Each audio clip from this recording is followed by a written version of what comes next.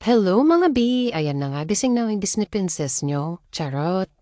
So maghihilams na nga tayo, ginamit ko nga yung nabili ko sa Landers na buy one take one na facial foam wash na tea tree oil. Siyempre na mouthwash na rin tayo mga B.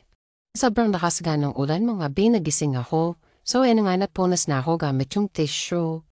Siyempre after that, maglalagay ako ng honey glaze from Dear Face. Sobrang gusto ko nga yung cooling effect nito mga B. Ang sobrang lamig sa mukha.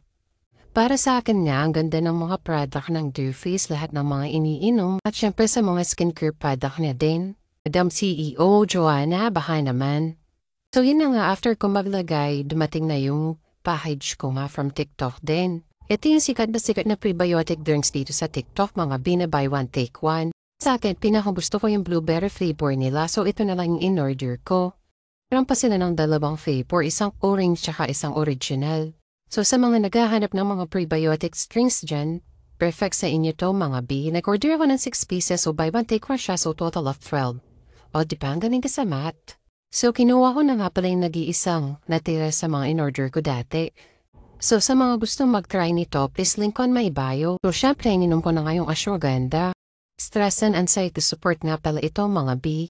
So nakakatulong nga din siya sa mga hormonal imbalance. So yun lang mga B. Thank you.